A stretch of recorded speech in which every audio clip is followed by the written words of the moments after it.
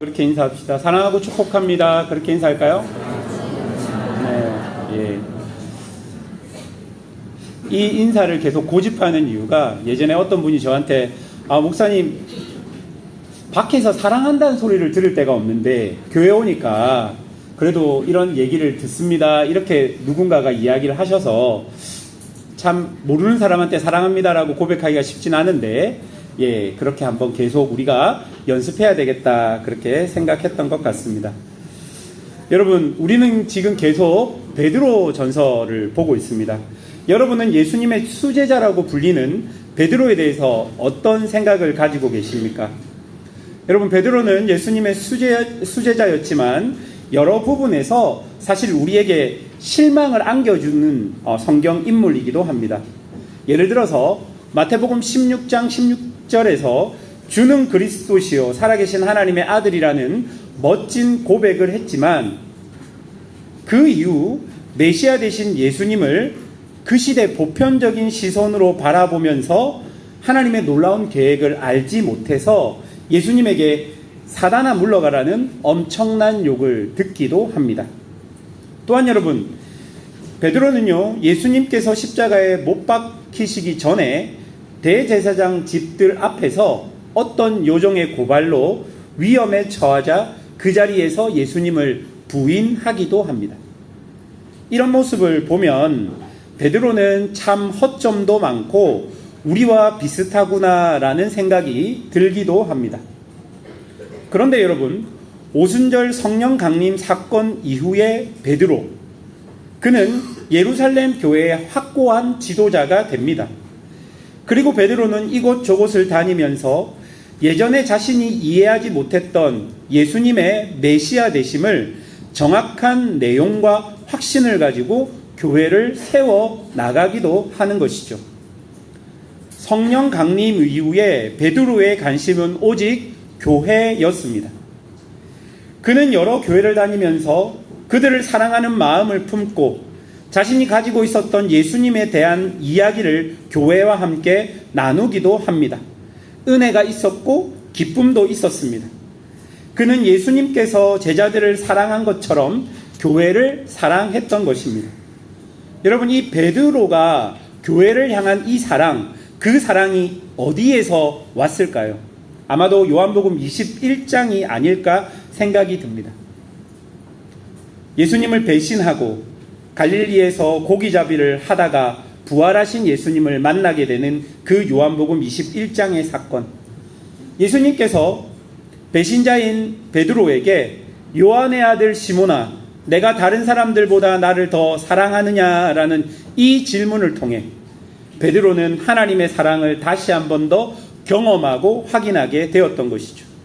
그리고 진정한 메시아이신 예수님으로부터 내 양을 먹이라는 명령을 받고 그 명령으로 인해서 그는 목숨을 다해 교회를 예수님처럼 사랑하게 된 것이죠.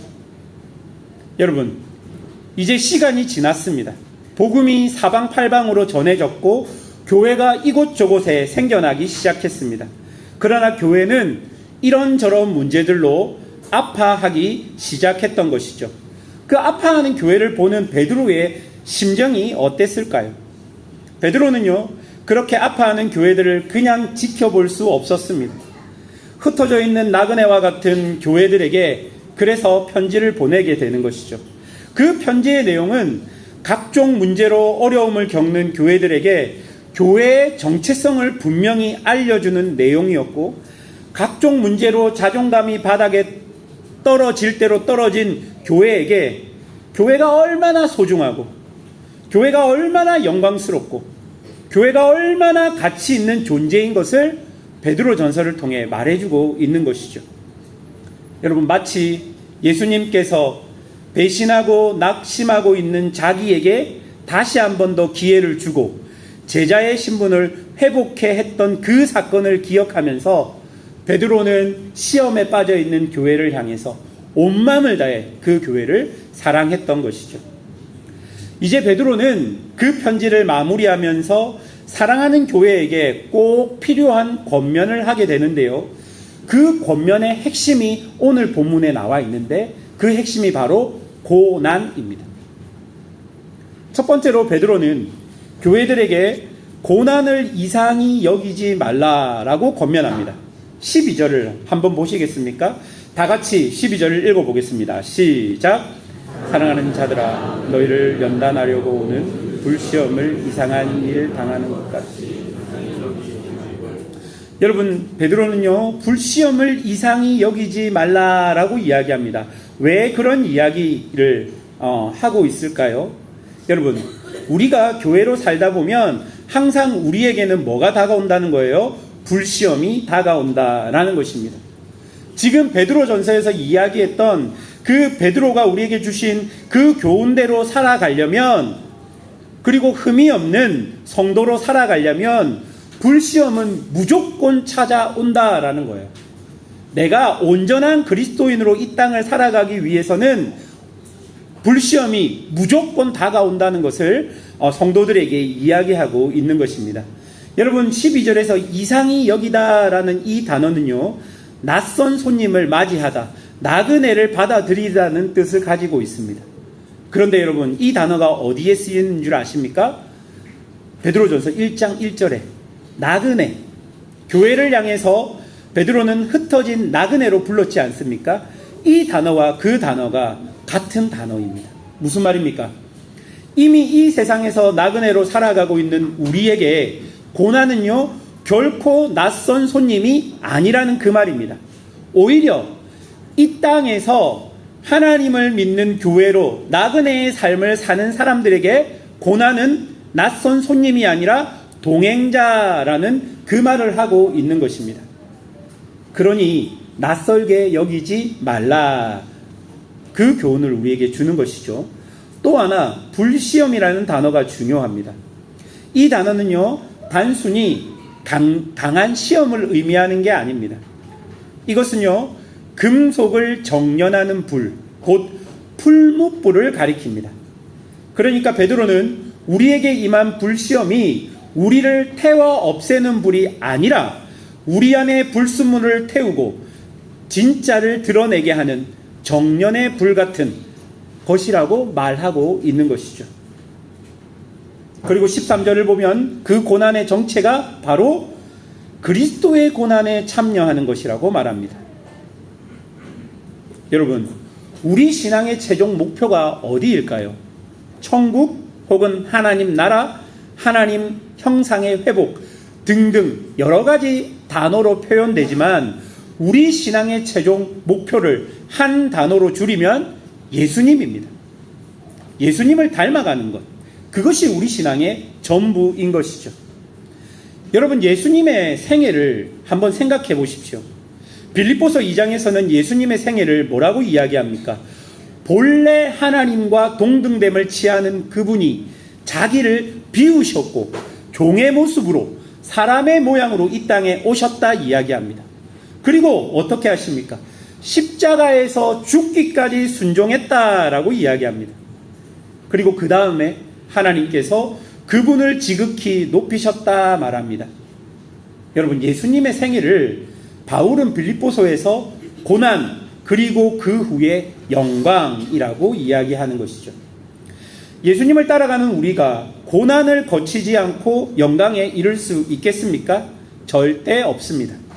그러니 이해할 수 없는 고난이 와도 낯설게 여기지 말라는 베드로가 이 권면하는 이유를 우리가 분명히 알아야 하는 것입니다.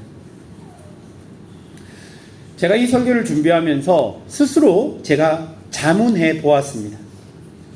지금 이 자리에 고난 가운데 계신 분이 있다면 이 말씀이 정말 위로가 될까 한번 생각해 봤어요. 고난을 받고 있는데 여러분, 받는 고난을 이상히 여기지 마십시오. 예수님 따라가기 위해서는 당연히 당해야 될 고난입니다. 이게 위로가 될까? 여러분, 안 될 것 같습니다. 안 될 것 같고, 어떤 마음이 들었냐면 베드로 선생님 다 알겠습니다. 그런데 선생님, 지금 나는 숨도 못 쉬겠는데 기뻐하라, 즐거워하라, 그리고 이거는 좀 단련되는 불이니까 좀 참아라, 좀 답답합니다. 여러분, 이런 마음이 제 마음 안에도 먼저 들었습니다. 그런데 여러분 14절 마지막 한 구절을 보십시오. 14절의 마지막에 보면 하나님의 영이 너희 위에 계심이라. 여러분 베드로는요 우리에게 이 힘든 불시험 속에서도 내가 아무것도 할 수 없어 끙끙대고 있을 때, 눈에 아무것도 안 보여서 기도조차 하지 못할 때 바로 그 자리에 성령께서 우리와 함께 하신다라고 말하고 있는 것이죠. 로마서 8장 26절은 이렇게 이야기합니다. 이와 같이 성령도 우리의 연약함을 도우시나니 우리는 마땅히 빌 바를 알지 못하나 오직 성령이 말할 수 없는 탄식으로 우리를 위하여 친히 간구하시느니라. 사랑하는 여러분, 고난 자체가 우리를 변화시키는 것이 아닙니다. 잘 들으십시오.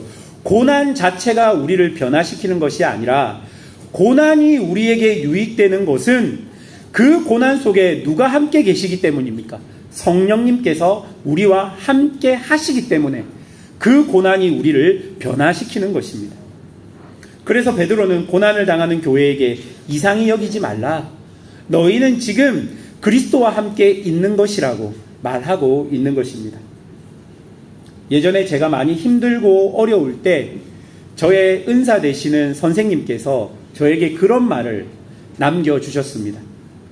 저한테 내가 이런 가난과 어려움 등에서 너의 인격과 너의 생각과 너의 마음이 나쁘게 혹은 비겁하게 혹은 혼란스럽게 변하지 않도록 내가 기도하겠다라고 말씀하신 적이 있습니다.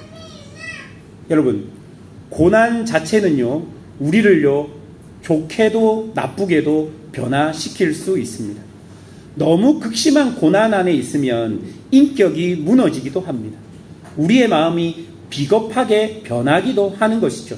하지만 우리가 고난 속에 있는데 성령께서 우리와 함께 하신다면 그 고난은 우리를 하나님 뜻에 합당한 자로 변화시켜 간다는 것을 우리가 기억해야 할 것입니다. 고난 자체가 우리를 변화시키는 것이 아니라 그 고난 중에 우리와 함께 하시는 성령님께서 우리를 변화시켜 나간다는 사실을 꼭 기억했으면 좋겠습니다. 두 번째로 베드로는 고난을 오해하지 말라라고 권면합니다. 여러분 15절을 함께 보겠습니다. 15절 시작. 너희 중에 누구든지 살인이나 도둑질이나 악행이나 남의 일을 간섭하는 자로 고난을 받지 말려니와. 여러분 어떤 사람이 도둑질하다가 잡혔습니다. 이것 때문에 그 사람이 힘들고 괴롭고 인생이 무너지는 것 같습니다. 여러분 본인 입장에서는 이것을 고난이라고 생각할 수 있습니다. 그러나 이것은 고난이 아니라 무엇이죠? 대가입니다. 원인이 자기 안에 있었던 것이지요. 베드로는 15절에서 우리가 자주 빠지는 함정, 고난에 대한 오해를 정확하게 짚어냅니다. 그러니까 내 죄 때문에 온 어려움을 마치 그리스도를 위한 고난처럼 포장하지 말라라는 것입니다. 내가 영적으로 시험을 당하고 있다. 사탄이 나를 공격한다. 라고 말하면서 자기의 책임을 실적 피하지 말라라는 그 말인 것입니다. 이런 일은 교회 안에서도 또 우리의 일상에서도 자주 일어납니다. 예를 들어 한번 보겠습니다. 한 집사님이 교회에서 정말 헌신적으로 섬깁니다. 그런데 그 헌신을 사람들이 알아주지 못하고 오해하고 뒤에서 험담합니다. 마음이 무너집니다. 여러분 이것은요 그리스도인으로 받는 고난에 가깝습니다. 그런데 어떤 성도가 자꾸 다른 성도를 험담합니다. 회의 자리에서 분쟁을 만들고 자기 뜻대로 안 되면 토라져서 교회를 떠나겠다 말합니다. 결국 사람들과의 관계가 다 깨어집니다. 그런데 그분이 말합니다. 내가 교회에서 너무 상처를 받았어. 이것은 영적 고난이야. 여러분 이것은요 그리스도인으로 받은 고난이 아닙니다. 자기 행실이 만든 결과인 것이죠. 한 청년이 직장에서 부정한 회식의 간행을 거부합니다. 거짓 보고서에 도장 찍기를 거절합니다. 그 결과 동료들 사이에서 따돌림을 당하고 인사평가에서 불이익을 받습니다. 이것은요 그리스도인으로 받는 고난입니다.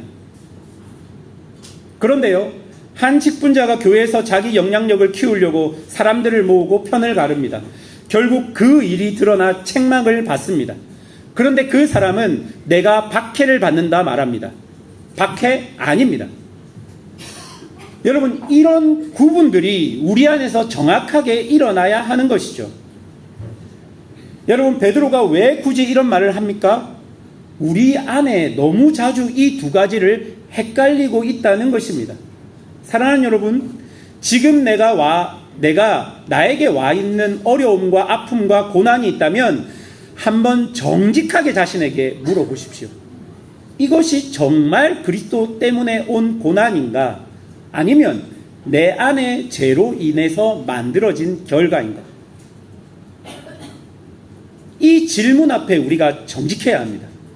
그래야 비로소 우리를 연단하는 불시험을 분별할 수 있고 우리의 죄의 결과로 다가온 어떤 상황에 대해서 회개할 수 있는 것이죠. 이런 구분이 불분명하기 때문에 우리는 그리스도께로 오는 고난을 이해하지 못하고 그리고 죄로부터 온 아픔들을 회개하지 못하게 되는 것입니다. 세 번째로 베드로는 고난을 어떻게 봐야 할지 우리에게 권면합니다. 이제 베드로는 권면을 마무리하면서 고난의 더 깊은 시각을 우리에게 보여주는데요. 고난 뒤에 숨겨진 하나님의 뜻, 그것을 보라는 것입니다. 17절인데요. 17절 다 같이 읽겠습니다. 시작. 만일 우리에게 먼저 하면 하나님의 복음을 순종하지 아니하는 자들에게 그 마지막은 어떠하며. 여러분, 여기서 하나님의 집은 교회를 말합니다. 즉 심판이 이미 교회에서부터 시작되었다라는 말입니다. 심판이 교회에서부터 시작되었다. 여러분, 이게 무슨 말일까요? 이것은요, 그 교회에서 하나님의 말씀이 선포되고 있다라는 그 말입니다. 말씀이 선포되는 곳에는요, 선과 악이 갈라지고 누가 진짜 하나님의 백성인지가 드러나게 됩니다. 에스겔 8장과 9장을 보면 타락한 이스라엘이 성전 안에서 우상을 섬기는 가증한 장면이 나옵니다. 성전 안에서 우상을 섬기는 것이죠. 그때 하나님이 뭐라고 하십니까? 에스겔 9장 6절에 보시면 내 성소에서 시작할지니라 하시매 그들이 성전 앞에 있는 늙은 자들로부터 시작하더라. 여러분, 심판이요, 성소에서, 그것도 가장 가까이 있는 자들로부터 시작된다라고 말합니다. 여러분, 베드로가 지금 그 그림으로 떠올리고 있는 것이 바로 교회에서부터 심판이 시작된다라는 말입니다. 여러분, 이스라엘 백성이라고 다 하나님 백성이 아닙니다. 여러분, 교회를 다닌다고 다 하나님의 백성이 아닌 것입니다. 여러분, 18절 여러분 한번 보실까요? 또 의인이 겨우 구원을 받으면 경건하지 아니한 자와 죄인은 어디에 서리요? 여러분, 이 구절을 처음 보면 깜짝 놀랍니다. 의인도 겨우 구원을 받는다. 여러분, 그럼 우리는 어쩌란 말입니까? 이런 질문이 먼저 올라오지 않습니까? 그런데 여러분, 이 말씀은요, 우리를 절망시키는 말씀이 아닙니다. 하나님의 백성이 진짜 하나님의 백성이 되어가는 길이 얼마나 진지하고 무거운지를 보여주는 표현인 것이죠. 내가 그리스도를 닮아가는 그 불시험을 결코 가벼운 일이 아니라는 것을 인정한다는 그 말인 것이죠. 그리고 이 말씀의 진짜 화살은 누구를 향해 있습니까? 경건하지 않은 자, 죄인을 향해 있다는 것입니다. 죄를 가볍게 여기는 사람들. 여러분, 성소에서 우상숭배하는 사람들이 성소에서 우상숭배하면서 양심의 가책이 아무것도 없었던 거예요. 이쪽에서 우상숭배하고 저쪽에서 제단에서 하나님께 제사를 드렸던 사람들입니다. 여러분, 아골 골짜기에서 자녀를 그 우상들에게 바치고 우상숭배를 했던 자들이 다시 성전에 와서 하나님께 제사를 드렸던 자들입니다. 그렇게 죄를 가볍게 여기는 사람들이 우상 숭배자들이었다는 거예요. 그러면 무슨 말입니까? 교회 안에도, 하나님의 말씀이 증거되는 교회 안에도 그렇게 죄를 가볍게 여기는 사람들이 존재한다라는 그 말인 것이죠. 그래서 교회에서부터 심판이 시작된다라는 것입니다. 여러분, 이것을 통해 우리가 알 수 있는 것이 무엇입니까? 고난이 우리에게 주는 두 가지 모습들이 있는데요. 하나는 고난을 통해 우리가 깨끗하게 다듬어진다라는 것이고요. 또 하나는 우리가 진짜 하나님의 백성인지가 고난을 통해 드러난다라는 그 말입니다. 우리는 고난 가운데 흔들리지 않을 수 없는 연약한 존재입니다. 그러나 고난 가운데 흔들릴지라도 그분께 매달릴 때 바로 그것이 우리가 하나님의 백성임을 증명하는 길이다라는 것을 베드로가 이야기하는 것이죠.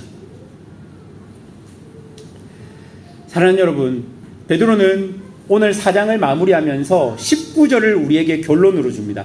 19절 마지막으로 다 같이 읽어보겠습니다. 시작.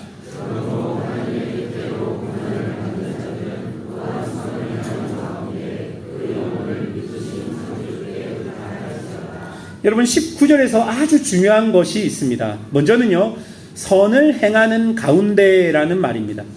베드로는 우리가 그냥 가만히 하나님께 모든 것을 맡기지 말고 선을 행하면서 하나님께 맡기라라고 이야기합니다. 무슨 말입니까?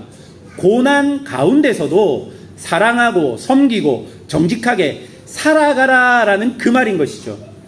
이미 베드로전서 2장 20절에 선을 행함으로 고난을 받고 참으면 하나님 앞에 아름답다라고 베드로가 이야기하는 것입니다. 고난 가운데 하나님께 나의 영혼을 맡기는 자세, 그것은 손을 놓고 가만히 있는 것이 아닙니다. 어두운 자리에서 빛을 발하며 미움받는 자리에서도 사랑을 행하며 그렇게 살아내는 그 자리에서 내 영혼을 하나님께 맡기라라는 그 말입니다.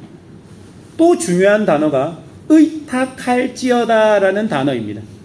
여러분, 이 의탁할지어다라는 단어는요, 누가복음 23장 46절에 예수님께서 십자가 위에 마지막 숨을 내쉬면서 아버지 내 영혼을 당신의 손에 부탁하나이다 할 때 그 부탁하나이다가 이 단어와 똑같은 단어입니다.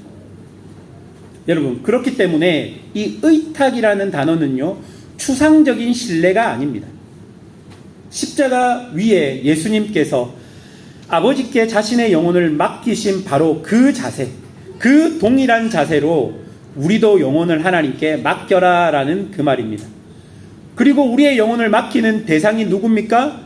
미쁘신 창조주, 신실하신 창조주라는 것입니다.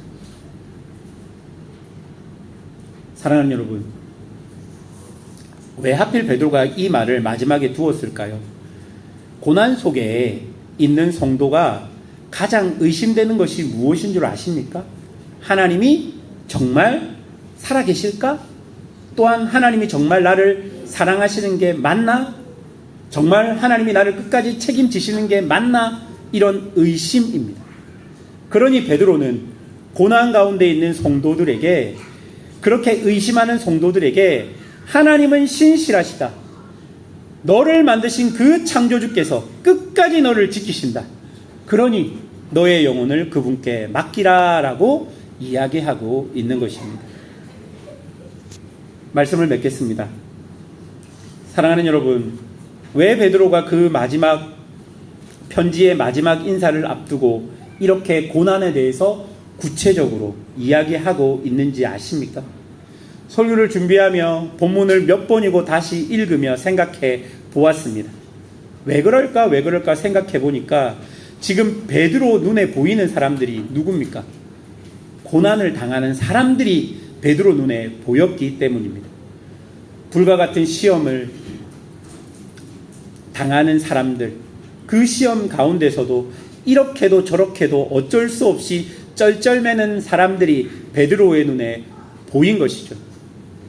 자신이 잘못한 일이 없는데 다가온 고난 속에서 당황하며 힘이 다 빠져버린 사람들, 아무것도 할 수 있는 것이 없어서 고난 속에 손을 놓고 있는 사람들이 베드로의 눈에 보였기 때문입니다.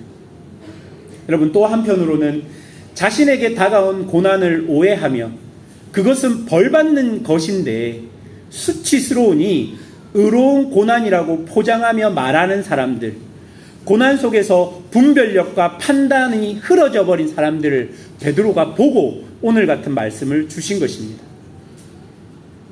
여러분, 이런 고난 속에 있는 여러 사람들이 눈에 보여야 합니다. 그런데 우리가 살아가면 다른 사람들의 고난이 우리 눈에 보이지 않을 때가 너무 많은 것이죠. 요즘 많이 아쉬운 것 중에 하나가 사람이 사람에 대한 관심이 사라지는 것이 아닐까라는 생각이 듭니다. 인간이 마땅히 가져야 될 인간애가 사라지고 인간이라서 존중받아야 하는데 결과에 따라 인간의 가치가 결정되는 사회 속에 우리가 살아가는 것은 아닐지 생각해 봅니다. 정말로 어려워서 허덕이고 있는 자들에게 다가가지 못하는 것. 여러분, 그것이 우리 사회 안에서 사라져버리는 인간애가 아닐까 생각해 봅니다. 교회 안에서 한 형제고 한 자매라고 말은 하지만 정말로 어려운 고난 속을 지나고 있는 자들에게 따뜻한 문자 한 통 보낼 수 없는 게 한 교회 가족이라고 말할 수 있겠습니까? 돈이 없어서 허덕이는 자에게 실질적인 도움이 되는 돈을 지원해주지 않는 공동체가 정말로 그 사람을 한 가족이라고 말할 수 있겠습니까?